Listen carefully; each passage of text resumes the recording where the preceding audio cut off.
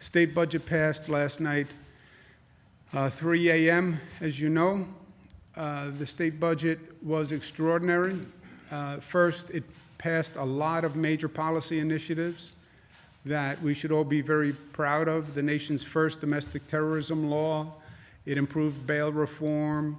It addressed this child vaping scourge that is going across this nation. We banned fentanyl, a ban against repeat subway sex offenders, campaign finance reform, paid sick leave, middle-class tax cut, a very aggressive airport construction program, and accessible renewable energy siting. I understand we're all consumed with the coronavirus situation, but you have to be able to walk and chew gum. We have to move forward at the same time, and that's why passing the budget and these pieces of legislation were important, because these issues are still important.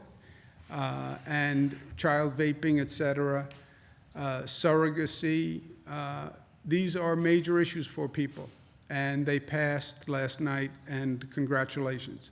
The budget was difficult because the state has no money. And how do you do a budget when you can't really forecast revenues? And we came up with a somewhat novel budget that actually is calibrated to future revenues or losses. So we really start with an assumption, and then what we're saying is when we see how much revenue the state makes, how fast the economy comes back, what the expenses are, we'll calibrate accordingly. We are heavily reliant on the federal aid legislation that gets passed. The federal government has passed a couple of pieces of legislation.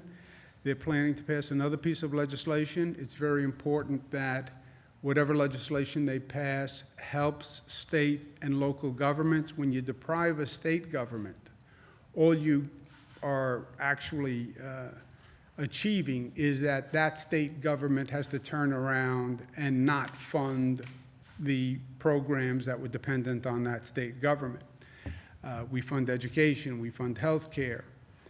I spoke to Speaker Pelosi today. She's working on the program for the next piece of legislation. She understands fully the need of state governments. She understands fully the need of local governments. She understands my position on how New York was shortchanged in the past bill.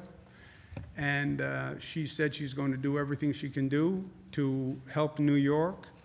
I've worked with the speaker many times. I've known her for 30 years, and I believe her, and her credibility and her competence is unparalleled in my opinion.